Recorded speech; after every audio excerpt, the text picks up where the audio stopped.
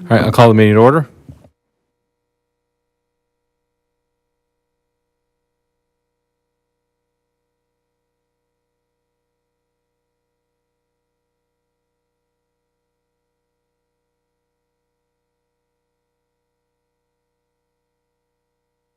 Properly posted.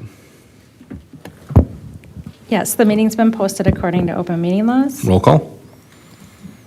President Johnson. Here. Trustee Harding is excused. Trustee Holm. Here. Trustee Moody. Here. Trustee Nugent. Here. Trustee Seeger. Here. Trustee Wisniewski. Here. Okay, we'll start with citizen participation per Village Resolution 2017-01. Anyone wishing to address the village board during citizen participation will be allowed 5 minutes. Your subject must specifically relate to matters under the jurisdiction of the village board, whether on the agenda or not. The village board should not engage in a discussion regarding comments because it was not part of the publicly noticed agenda. Upon conclusion of the citizen participation segment, members of the audience are not allowed further comment unless they're participating in a public hearing or if specifically allowed by a majority vote of the village board due to involvement in an agenda item. No? All right. We'll close citizen participation since I got no's from the people in the audience. Okay. Consent agenda. One motion, a second. We'll approve all the following items. Any item may be pulled on the list and voted on separately. Make a motion to approve the consent agenda as presented. Second. All right. Questions or discussion on the motion? All those in favor? Aye. Opposed? Motion carries. All right. I'm going to take item, which one am I here? Item 4 under ordinances and resolutions, because we're not going to have Brian sit through the whole presentation here. So this is resolution 2025-16, resolution providing for the sale of approximately $2,470,000 taxable general obligation promissory notes, series 2025B.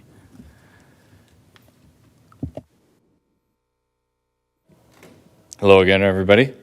So I'm here for your set sale resolution, which is just green lighting the financing process for your B issue, which is essentially the taxable purposes that you're financing TID4 projects with. So the first is the resolution, and then the second item that is in the packet is the pre-sale report. The main thing that I really want to focus on there, we're offering this the same way we did your A issue and prior issues, in prior years. So there's really nothing that I want to go through there in terms of, because it's kind of the same as it goes in terms of how we offer this into the market. But the one thing I do want to focus on is the TID cash flow. If you don't mind, Eileen, going, it's probably like table 5 once you get into the numbers.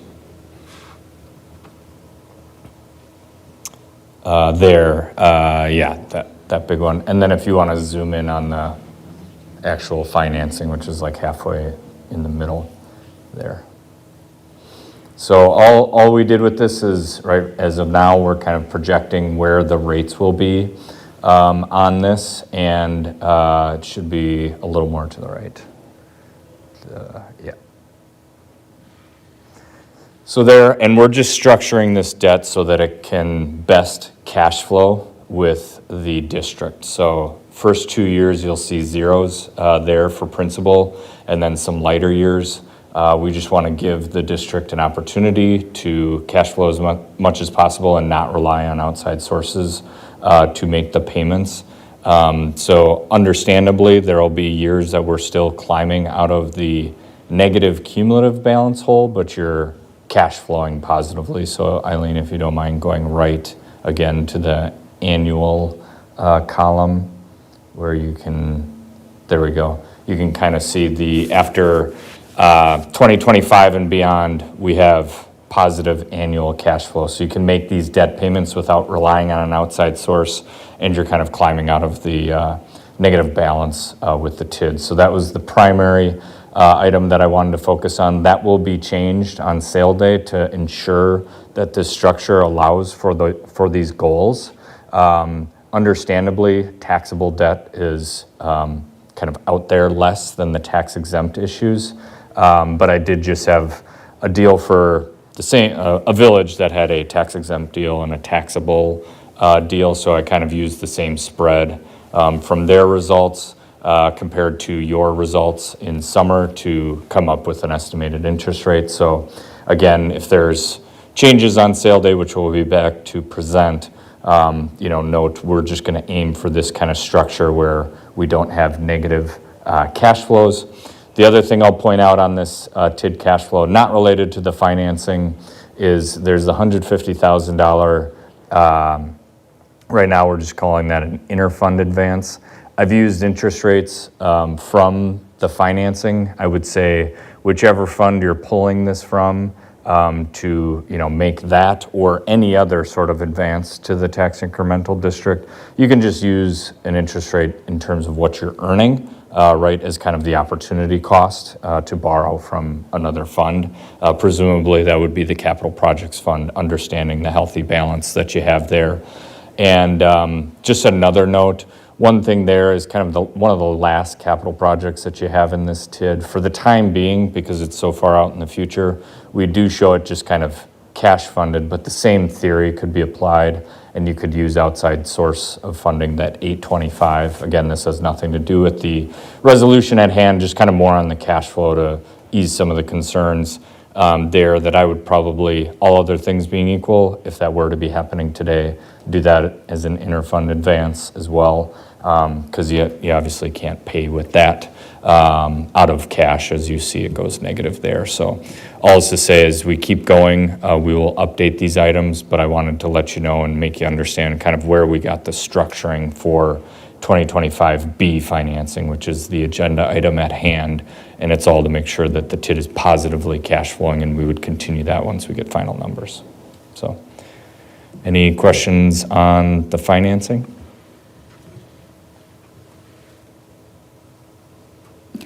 I just want to add for the board, in this financing, we did add completion of a road in the business park, which I'm not sure that we had previously discussed this, so I wanted to make sure the board is completely aware of this and comfortable with this. If you look at the graphic I have up on the screen, we have two cul-de-sacs. Where that red is where the road would go, and we already have infrastructure running there. We have water and sewer. And the MLG had anticipated dividing up the property. So right now you can see in that other graphic, it is one big parcel. But in reality, they had always planned to divide it into 5 parcels, like this is laid out. So that is what we have in that borrowing as well. So that was really what triggered it to bump out to that additional year for closing. Also includes the retention pond? Correct. It changes? includes the retention bond as well. Makes sense to do it now, have it done. So when people are interested, it's done. We don't have to go back and do it. Correct. And then Jason had talked to the engineer, and we felt we could do that project along with the sidewalk project on Main Street, so we could do them at the same time. Brian, just looking at the date schedule here, I don't know what page this is of your report, but if the Fed meets next week and cuts rates, then we should be beneficiaries of that. Correct. I wouldn't necessarily follow, some people will follow like treasuries and things like that to see what's indicative of the tax exempt market.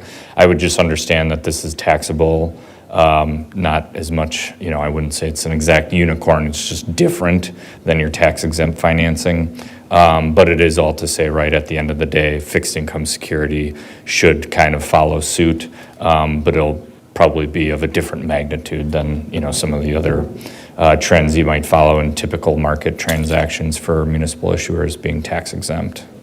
Given that this is taxable, we kind of didn't see as much of a dip in that other community that I spoke to earlier, which was in early October sale day, that we would have anticipated, but I think that's kind of more due to, right, the municipal security investor that's doing tax exempt is getting more interested as it gets to year end, trying to figure out how their portfolio is structured with tax exempt versus taxable investments, so. Other questions, comments? I'll make a motion to approve Resolution 2025-16 for providing for the sale of approximately $2,470,000 taxable general obligation promissory notes, Series 2025B. Second. A motion and a second. Any questions or discussion? All those in favor? Aye. Opposed? Motion carries. Thank you, Brian. Have a good night. I'm going to reopen citizen participation for just a few minutes. So, ma'am, if you can come up, there's a little person icon there that'll turn the light green like mine. If you can just state your name and address, and then if you can then just go through your comments. Okay. My name is Constance Dressler. My address is 1835 Division Street, apartment M3, East Troy, Wisconsin. Okay. Hello, my name is Constance Dressler. I got in an accident on October 16th on ESN 20 and totaled my car. The reason why I'm here is to bring to your attention, the day before my accident, there was an accident on the same flashing yellow light. Prior to that, there has been 6 accidents at that area. I believe the yellow flashing left light should be changed to green light after and then to red light to make sure people have a chance to make the turn safely. It seems the traffic that goes straight seems to go faster than 45 to make the light also. With new apartments being installed around in that area, it would be even worse if you didn't do something. That's my feelings. Thank you. I will just say that the ES is a county road and 20 is a state road, so I know. we'll have to see what we can do. Okay, So we'll thank look at- you. But thank you for coming in and You're letting welcome. us know. You're-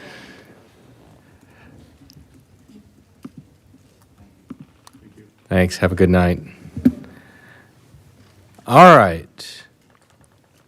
We will get back to miscellaneous business. Item 1, presentation by TDS regarding plans for services in the Village of East Troy. So we have Bruce here from TDS, remote. Bruce, take it away. Thank you. Thank you for having me, and good evening. So my name is Bruce Shedd. I am the manager of business development, which is housed in our government regulatory affairs group. So my role, specific to what we call the out-of-territory markets, I manage our expansion. Basically, my role is to build relationships with the city or the municipality's leadership, make sure that we have communications, that we're doing what we need to do or align with the city, as well as serving as a point of escalation if there's any opportunities that we face in the market during construction or moving forward ahead. So I obviously am glad to be here, and we're really, really excited as we continue to expand our fiber to the home project. So I'm going to tell you a little bit about it. From an agenda standpoint, done introductions. I want to walk you a little bit through the history and how this began. We'll talk a little bit about how the community benefits, as well as construction, and then we'll allow for any questions.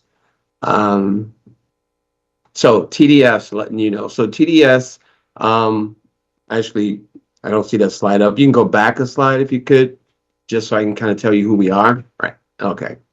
So TDS, TDS Telecom reports up to TDS Inc., which is housed or headquartered in Chicago, Illinois.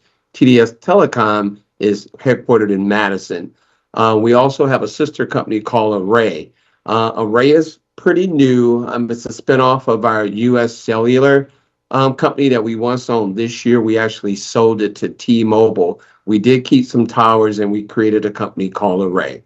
TDS stands for Telephone and Data Systems, and we are a publicly traded organization on the New York Stock Exchange, but we like to say we're family owned. And the reason why we say that is because the majority of the Carlson families actually have the majority share. Next slide, please.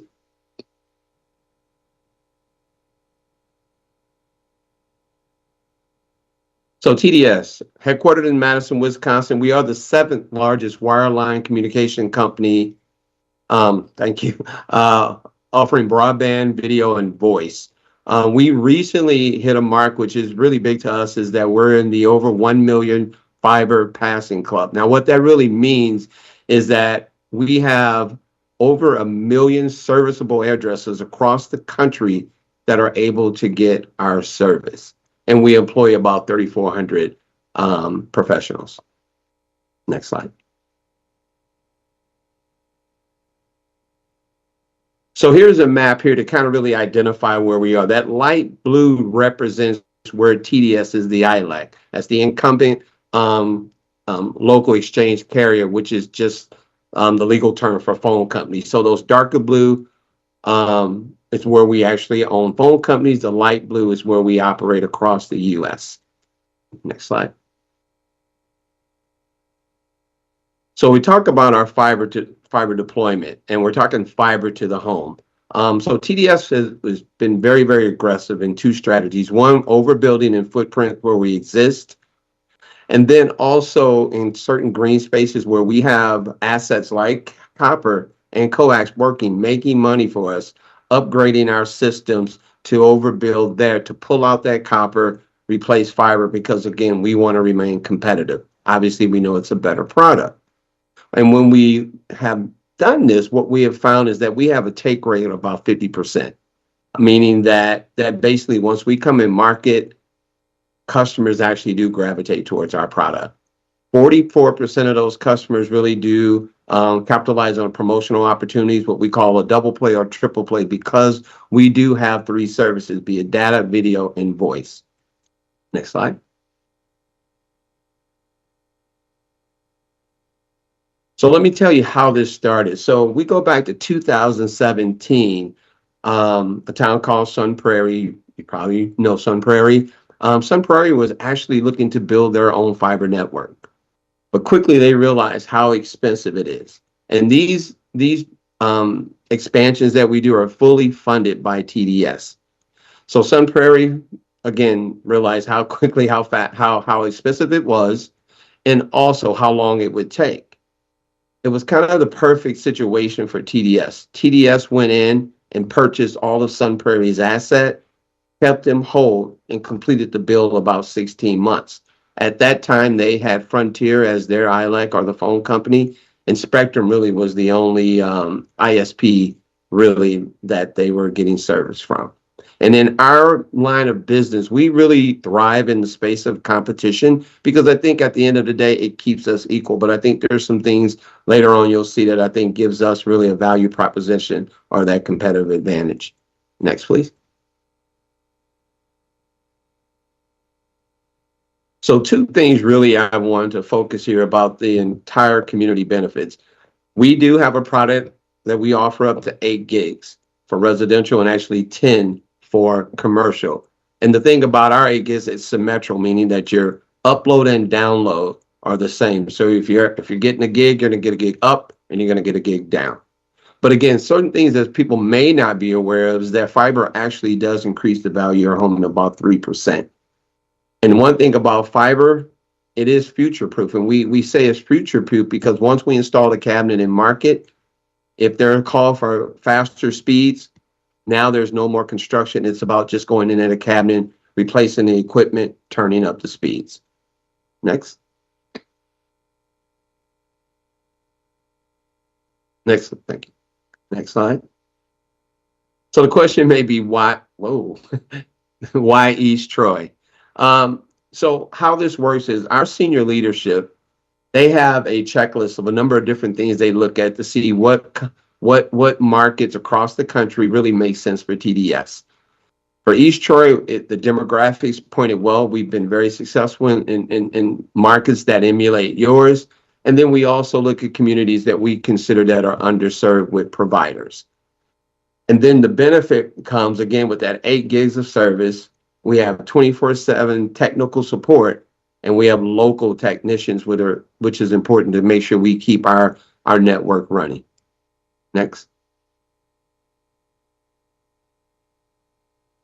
And so I like to show this here. I'm a marketer by heart. I actually, prior to being in this role, I actually led our field marketing nationally for the organization, but we've made partnerships. One of the partnerships we have is with the Packers, and we like to say, obviously, they're a great ambassador for us, and they continue to help us sell our product as well. And you'll see signs like this once we get in the midst of a build, where there'll be billboards or signages and mailings that come out to really show our relationships as well as promote our products. Next, please. And even more telling who TDS is as an organization and how we are different. Again, we offer 3 products. Next.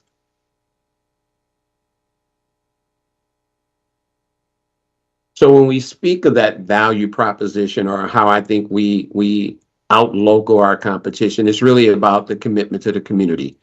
TDS vests a lot in community with local businesses. We interact with the local chamber. We get involved with a number of different things in the community, because not only do we want to provide a service, we want to engage the communities and be part of really the fabric of that community. So the fabric of East Troy, understanding, what goes on in East Troy, how are the people in East Troy, how can we better serve, how can we be a part. Next, please.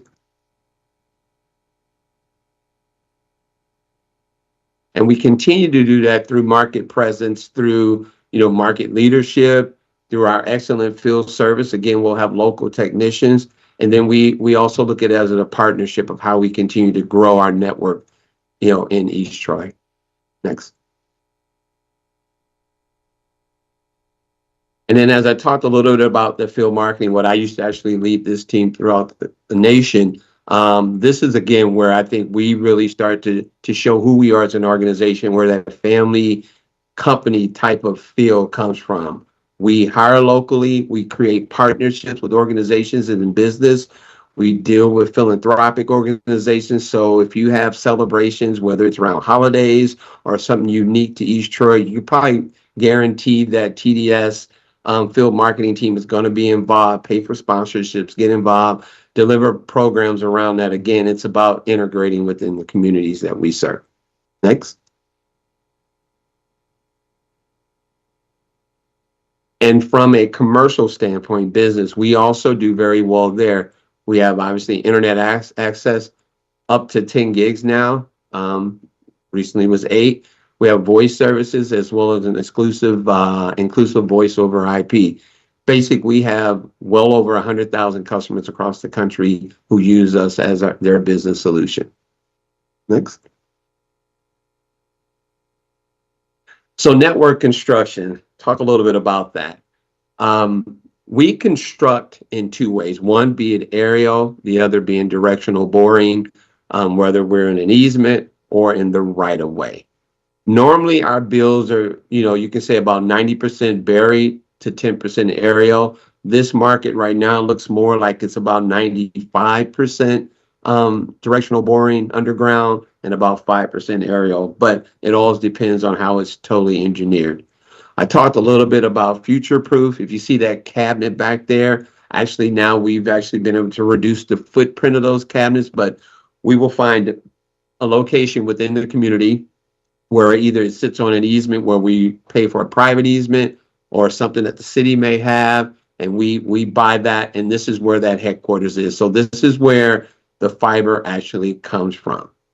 And as it relates to pedestals and handholds, when we do install pedestals, we put them by the other pedestals that are already within the right-of-way of residents. And if there are no pedestals, then we will use handholds. Obviously, aesthetically, they're probably a little bit more pleasing.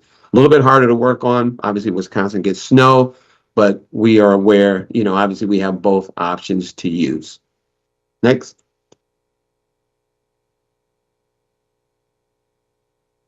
And so this is not a map of East Troy, I'm sure you're aware, but I put this up. This is what we call how we actually build.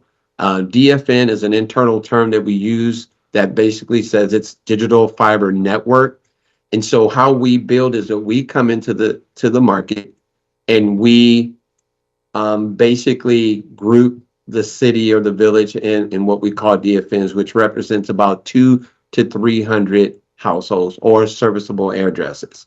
And the reason why we do this, because we do know that construction can be very disruptive.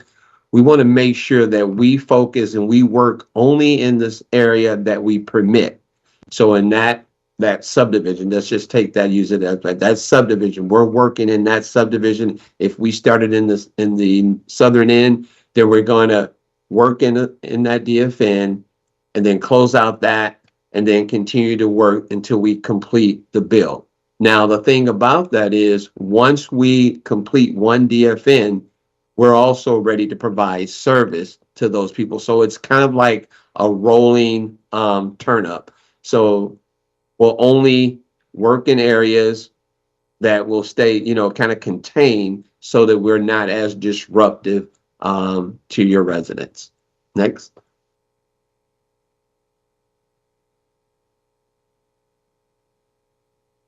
So the communication piece is one of the pieces that I think is really, really important. Over the last, I guess, 5-6 years of being in this role and truly understanding, obviously the biggest headaches come is that, we want to make sure that the residents understand who we are and why we're there. So 3 weeks prior to coming in market and actually starting construction in that particular DFN where we start, only the people in that particular DFN will receive a mailing that will describe who we are, talk about TDS, fiber, and the construction. Then within a week out, they'll receive a postcard by mail, again, saying, hey, we're getting closer, letting them know that TDS is coming to their area. One of the cool things is that we have a triage number, and we'll talk a little bit about that, but that number will be on every piece of collateral that we send out. Obviously, one of the things we want to do is mitigate as many phone calls that you may get to kind of come to us. Now, it's not a perfect science. We know you're going to get calls, but at the end of the day, we want to do our diligence to make sure that we're being that buffer to really try to take all those calls. Next slide.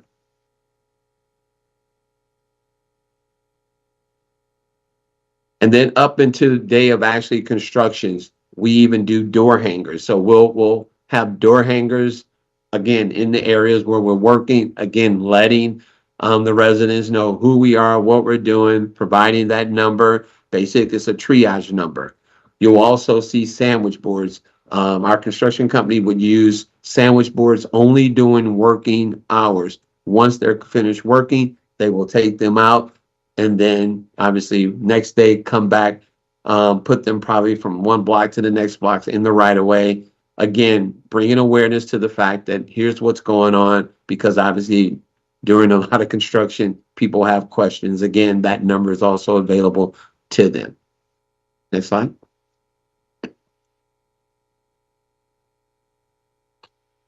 And part of that information, we have a kind of like a website that's definitely specific for the bill. So it's tdsfiber.com. And what this does is first and foremost talks about safety and understanding that how essential it is to the bill. But we also want even a step further to kind of talk a little bit about what the public right-of-way is and actually what a public utility easement is. Obviously, you can imagine, some residents, when they see us in the right-of-way, which extends maybe back sidewalk to their yard, they have concerns. But we want to make sure, again, that we're helping people understand what that right-of-way is, as well as what that utility easement may be. If it's in the backyard, back lot, again, we're going to continue to notify them to let them know, hey, we're in, in your area today, what we're going to be doing. If you have any issues or any concerns, please don't hesitate to call that number, that triage number. Next slide.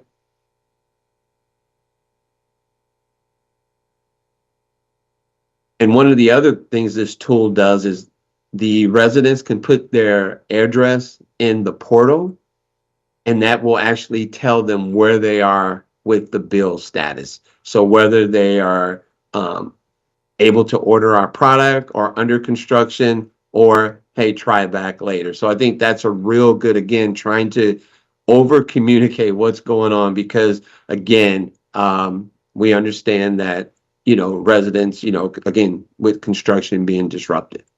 Next, please.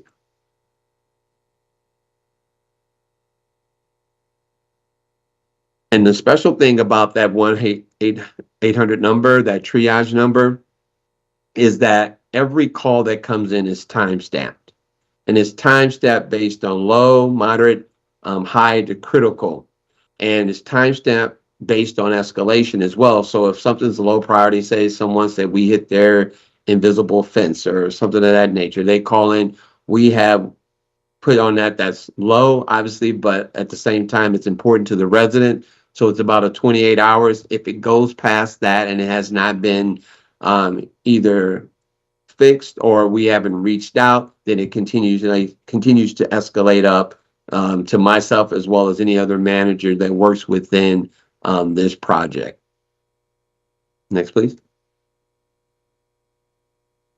And this is basically the last slide. So where we are, so you may want to know the timing. From a timing standpoint, we're in right now RFP or request for proposal. So we have that out. We're looking at contractors that are bidding on the work. Franchise agreements wise, the state of Wisconsin is a state franchise. What we will do is add East Troy to that franchise agreement, which again enables you to get 5% of any video revenue that we get within East Troy. And then as we get closer to actual construction, again, about first quarter 2026, probably in the March timeframe, there'll be breakout sessions. There'll be kind of like a kickoff where our construction managers will introduce you on site at your facility to the crew or the company that will be building in market, and then ultimately final turn up. So that's all the formal presentation that I have. I'll take any questions that you may have. Again, I'm not an engineer, but if there's a question I can't answer, I'll definitely get back with Eileen and provide an answer to you guys. So thank you. Any questions? Thanks, Bruce. Questions, comments? I just, go ahead. No, go ahead. Bruce, you mentioned the invisible fence, and I see the response time is 28 hours. Is that 28 hours to respond to the concern or to repair the fence? Well, it could be, I don't want to say 100% of the time it's going to be repaired within 28 hours, but we will know about it and notify the residents of when we will be there to repair it. So we would try to, obviously, if we know it and it's a call in, we would try to get it fixed within that 28 hours. However, there'll definitely be a response and obviously communication on when that will be repaired. Is there an estimate on how long it will take to get repaired? Are we looking at 28 hours to contact them, but 48 hours as a deadline to get it fixed? Again, right. I wish I can give you the exact, but what I will say, there will definitely be within 28 hours that they would be contacted. And from there, based on, how they work through that, it will be repaired. I can't say, it's definitely going to be, say, within 28 hours, it'll be repaired, it'll be fixed. But obviously, we're going to do our diligence as it relates to making sure that it's repaired in a time that's also pleasing to the resident as well. I hate to keep pushing on this. Can you give me an end date, or are we looking at hours, days, weeks? No, I mean, I respect that as a question, and I don't see it as weeks as it relates to, it's not I would not gather it's a major repair, but I can't really speak and say, it won't be weeks. I can say that. But I would think within that week's time, once knowing that it should be repaired. Bruce, just, a few comments and a couple of questions. I mean, this is really great. I'm glad to have TDS coming in. As you kind of, in your example about Sun Prairie, Spectrum is really the only service here in town. They don't offer symmetric. And as someone who, myself and my wife, most days work from home, I would like to have better service. And I'm sure others in the community would too. And as you said, we've got other development here. So I know you spoke with staff. I think you guys feel pretty good about this. I will say the communication that TDS is looking to put out is pretty amazing when you consider we still have two providers working in town to install conduits, and that's really all they've done is installing conduits. They haven't put any fiber in those conduits yet, but that's what impressed me was the fact that they're getting out with the communication, and we all know what that's like on projects. So I look for this to be a very positive attribute. And they also presented a pretty aggressive timeline. Bruce, has anything changed with that timeline from starting in late fall and completing next summer? No, not that I'm aware of. No change. But starting would probably be, like I said, I'm thinking actually it would probably be 2026 first quarter. Okay. And because we're only really talking about 21 serviceable addresses, based on number of crews that they get in, could possibly be finished by the end of the year 2026.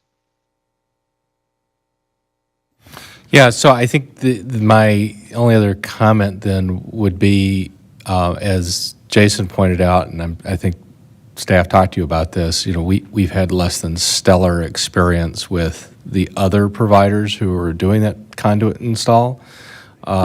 So I think making sure just when you do your RFP award, especially on the lawn remediation and things like that, I think like in my yard, there was more rocks than there were dirt put back in. So, and I know Jason got a few complaints as well on things to be remediated. So just as long as you kind of keep that in the back of your mind that, while I think our residents are excited for this as an opportunity, and obviously you guys have the experience of, that it's a disruption, just understand that some of our residents have not had a great experience, and so just kind of pass that along to your subs.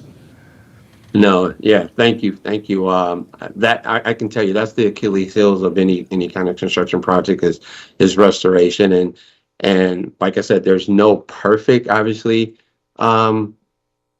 construction build, but what I can say is that we also do hold ourselves accountable when it comes to restoration. One of the things uniquely that we do is that contractor is not paid until everything is restored. And typically they want their money. So we definitely are aware, and we know that that's a big concern, when it comes to restoration, both hard surface as well as soft surface. Well, one of the things is I deal with restoration on a regular basis with the company that I work for. And the big issues that we've had in this community is not replacing like-for-like materials. If somebody's going through concrete, they're replacing with saw-cut joints instead of tooled joints as they were previous to the restoration. Sodded yards, which are thick and full with just some basic ryegrass and dirt, not even actual topsoil.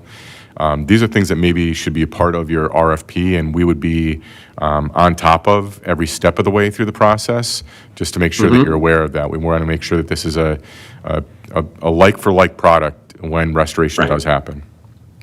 And I will say we did discuss that as well, because that was one of the topics that I wanted to make sure that the team understood, the other management from the construction and engineering standpoint.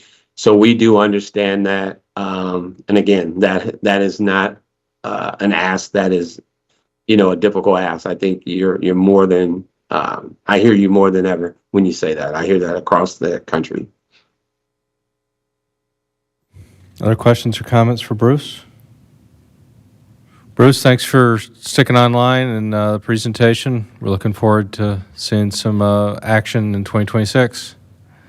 Thank you, and I appreciate it, and we look forward to it as well.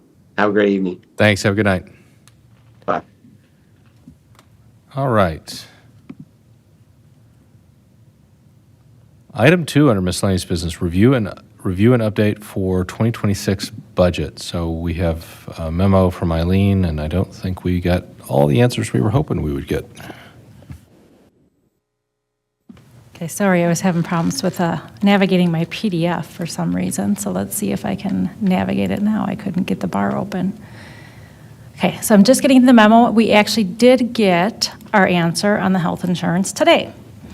The health insurance increase for 2026 is 11.36%. It is higher than we've had in quite a few years.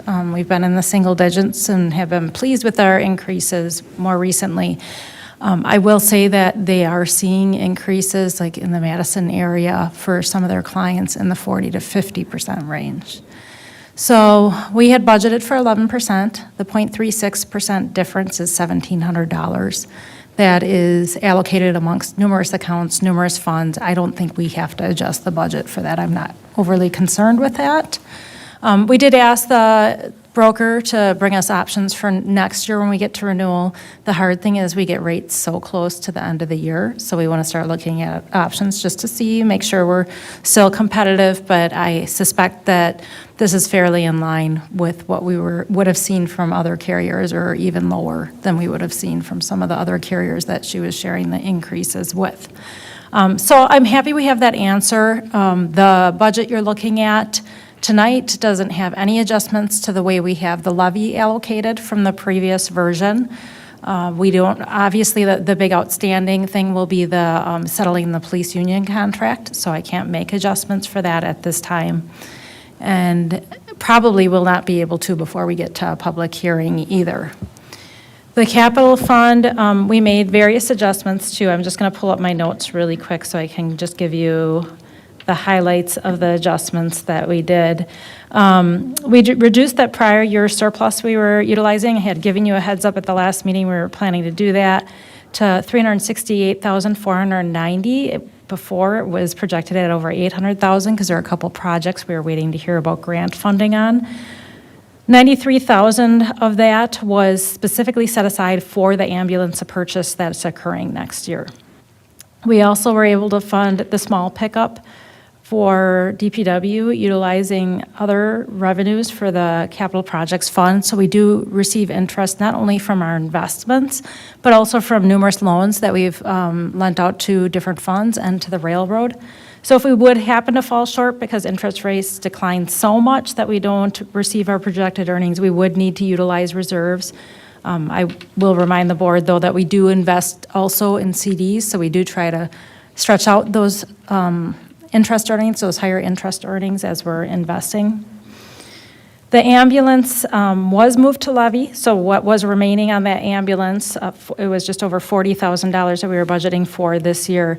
We didn't have enough in our borrowing available to fund the ambulance, even though we had planned to do it that way because the increased costs for the ladder truck and then the command car as well. So all the costs for all of those capital purchases for fire rescue had increased. But we had levy available, so we were able to fund it with that. And we also funded a portion of the Highway 120 multi-use trail with levy as well.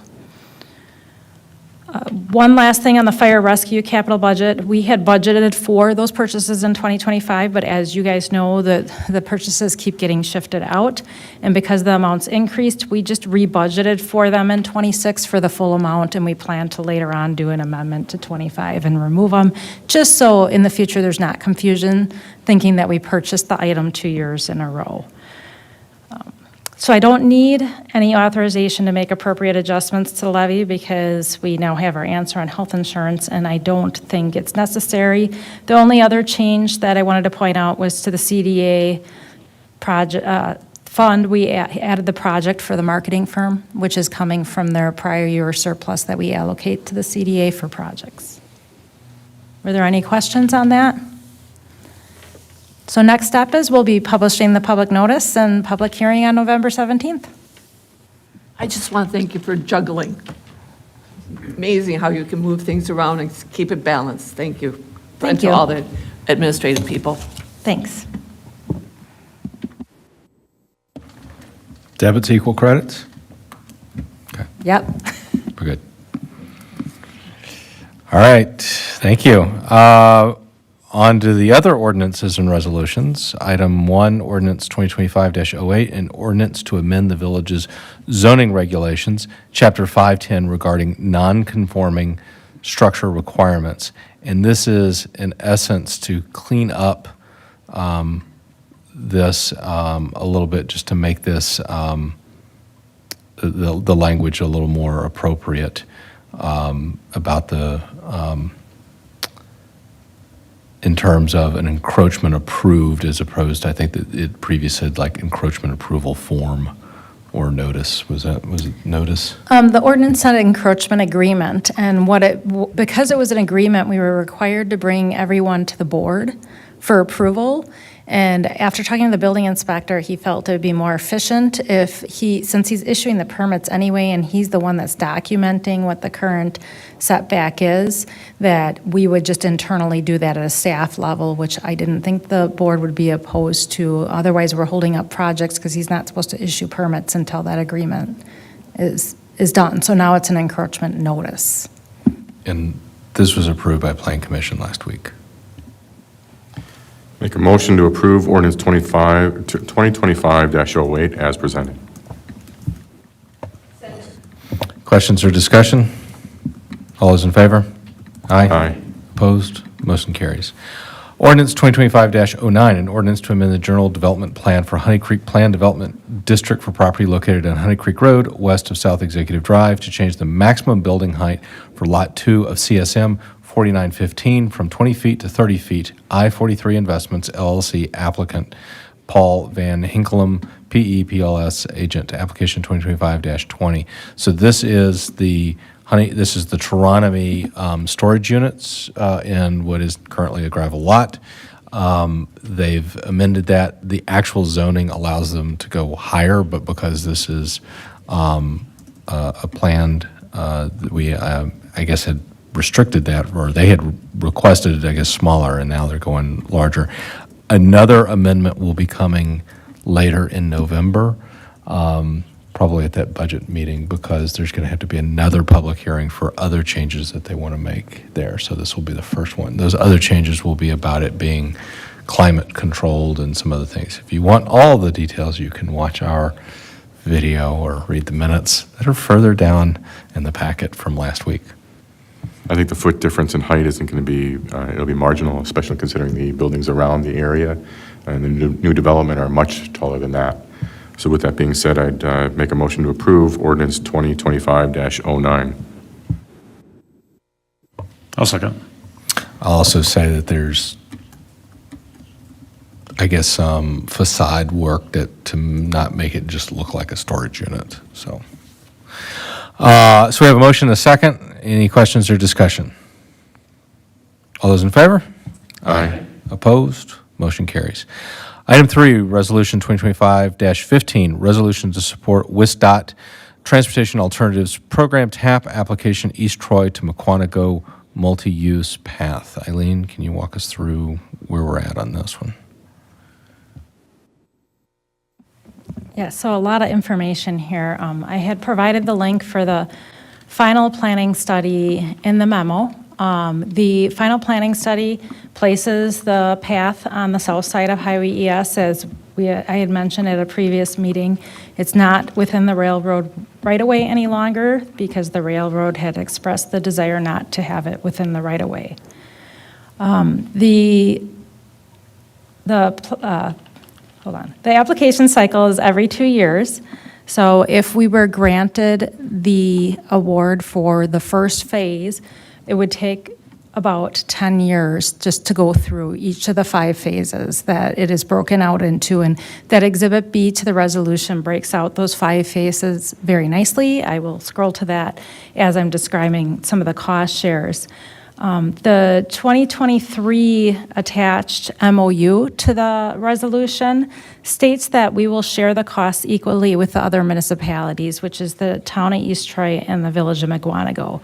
So that 20% that the municipality pays is then split 3 ways. But for any kind of right-of-way acquisition, that is 100%. That is not a grant-eligible expense. So if I scroll to that exhibit, I had highlighted, sorry, there's a lot of attachments to that MOU, so bear with me.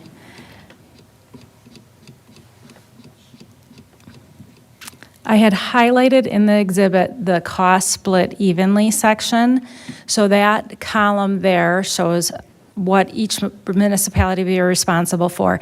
But then I also had them cost split it by path location, by jurisdiction, just so every board fully understood what they were agreeing to. By splitting the cost evenly, each municipality's share would be $567,800. Again, that's going to be over that span of 10 years of grant applications. So with grant applications and construction and everything, it's probably a 14 to 15-year period for completion. And that is if a grant is awarded every time it's applied for, which, I don't know. How that's going to work, I would hope that if you get awarded one segment, you're going to get a little more consideration from the DOT because they're already partially invested in the path.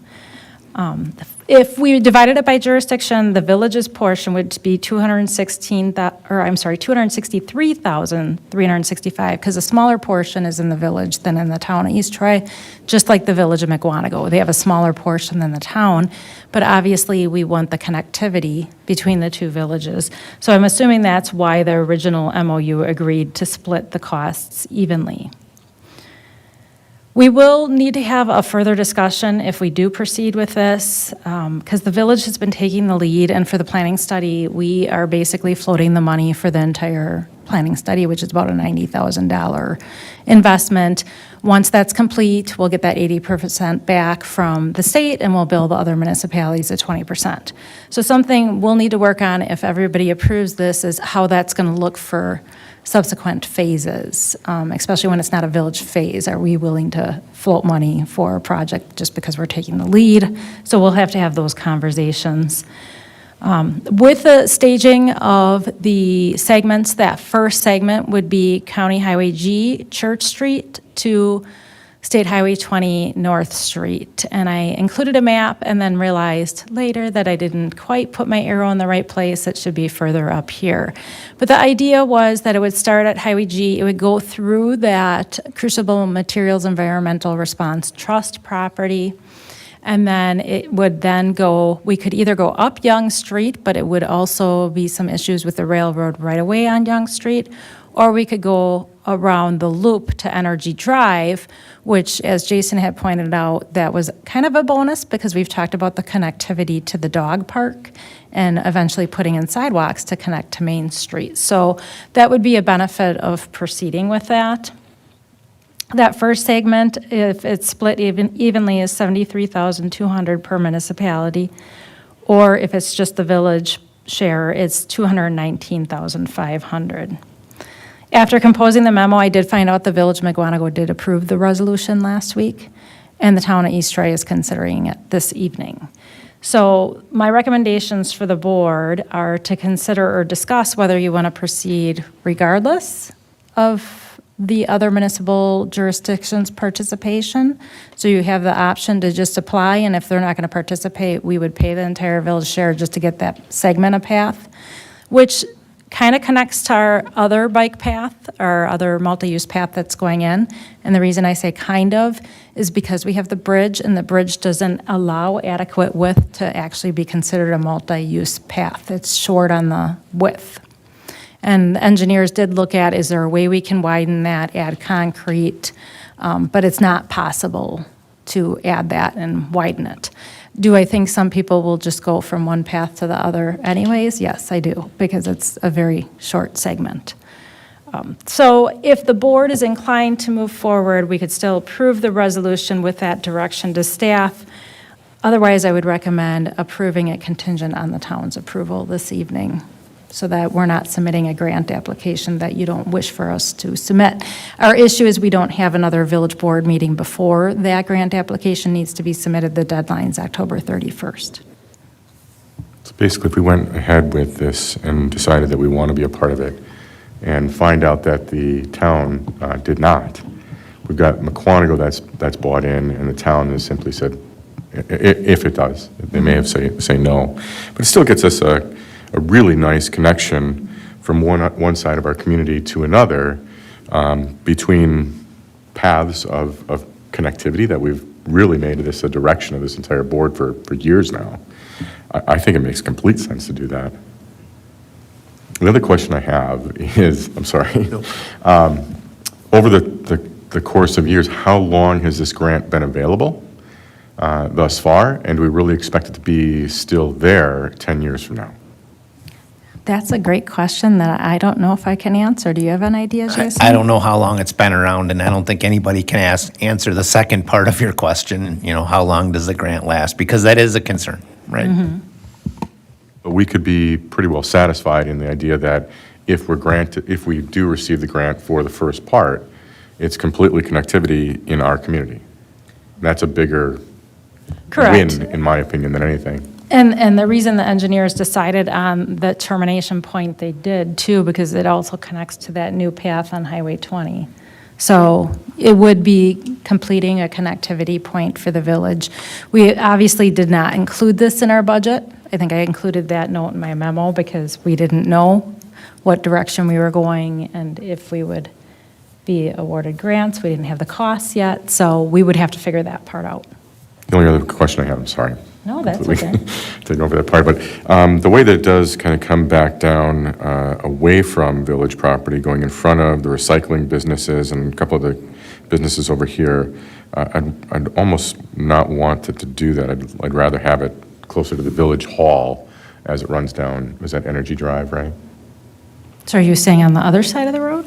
It looks to me like it's on the side of the road of the businesses opposite of the village hall. It's on the outside of the It road, is, not the and I inside. agree with that. I think that would be a better corridor if we could get it on the west side Right. of the road. I would agree with that statement for sure. Okay. Am I correct in saying that one reason, we've talked about the full cost of this project, and this is a lot larger. Obviously, we've been talking about this for a long time, so costs increase, but a big increase is because by not going next to the railroad, there's significant right-of-way purchase requirements which are not grant eligible. Is that correct? That's correct. The assumptions for right-of-way acquisition in there are just over 500,000, if my memory is correct.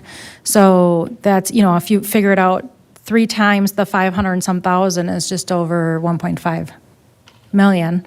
And so it's a third almost of the project cost. But there were other challenges with the railroad right-of-way having to do with the 2 bridges. And there were a lot of challenges with the elevations and things that we were going to have to address that could have been costly as well. But that would have been grant eligible, though, correct? Most likely that would have been grant eligible. I find it distressing that the railroad continues to be a roadblock in connecting our community with the others, including, those that their railroad goes to. So, anyway, that's my only comment. All right, so we have a question about, so the resolution as written, that is contingent, or do we not want to make that contingent? How is that written, and how do we want to phrase that motion? I think generally we need to know if the board wants to proceed regardless. I think you can just approve the resolution. If the board would not want to proceed, if the town doesn't approve it, if we don't have all 3 municipalities participating, then I would make the approval contingent on their approval. That way we can sign off on it once we know if they've approved theirs. Looks like TAP grant, now this is AI generated, TAP grant started in 2012.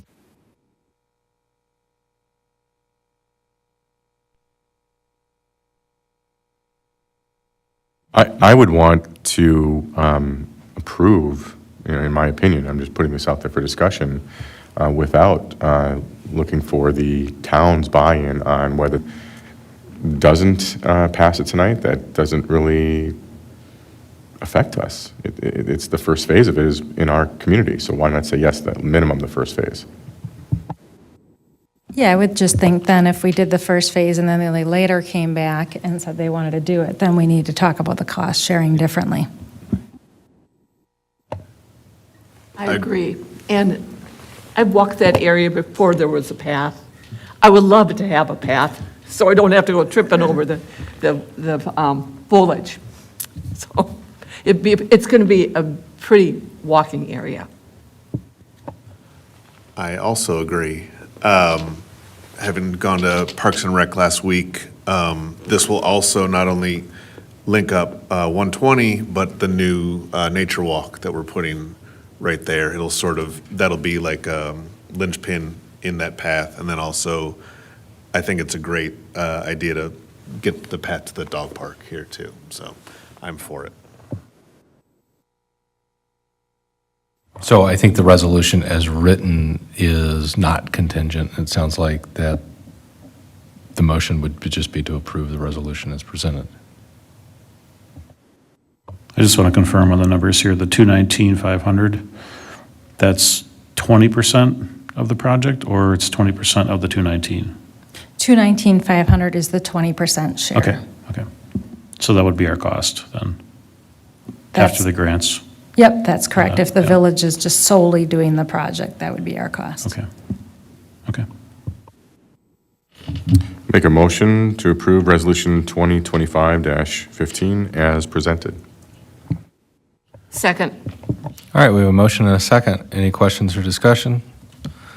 All those in favor? Aye. Opposed? Motion carries. All right, we already did number 4, so on to staff reports. Item 1, September financial reports. We have the September report, air report financial report, and the variance report. Any questions for Eileen?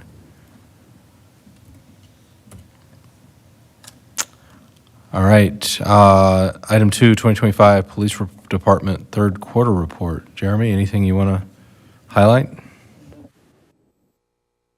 Questions for the chief?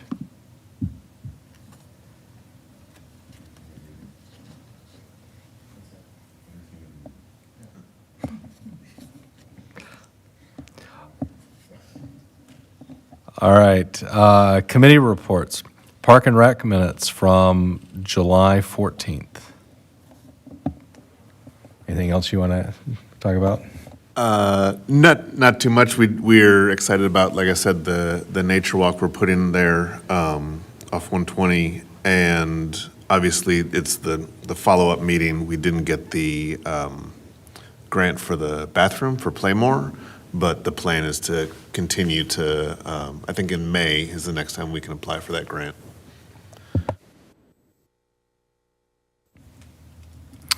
All right, item 2, Plan Commission draft minutes from last Monday, October 13th. Brian's not here, so any questions for me? All right, and then item 3, Library Board minutes from September 9th. Mary, anything you want to highlight? The library board is still working with HGA, has a couple more meetings coming up, trying to get input from the citizens regarding the plans. The only other news that's of interest is Prairie Lake System announced to the directors, library directors, that there will be grants available to the individual libraries, $36,000 grants for each library, for new programs. Now, this wouldn't cover any operating or maintenance, but any new ideas. Tammy's mind is spinning. She's looking at things that would be transferable when and if the new library is there, but could put in motion now. So more to come on that, but some healthy grants being offered. Mary, am I remembering right that there's a meeting on Wednesday? Yes. 22nd, yes. All right, if nothing else on that item, for closed session, we're having a preliminary discussion as to the need to go into closed session related to an offer to purchase property in TID 4 and to give direction to staff on our bargaining posture and negotiations related to a potential counteroffer or purchase and sale agreement. So I will make a motion to go to closed session pursuant to Wisconsin Statutes 1985-1E to discuss village's bargaining postures and negotiation strategies with respect to an offer to purchase property and potential counteroffer or purchase and sale agreement for a TID 4 property. Second. Roll call vote. President Johnson? Yes. Trustee Holm? Yes. Trustee Moody? Yes. Trustee Nugent? Yes. Trustee Seeger?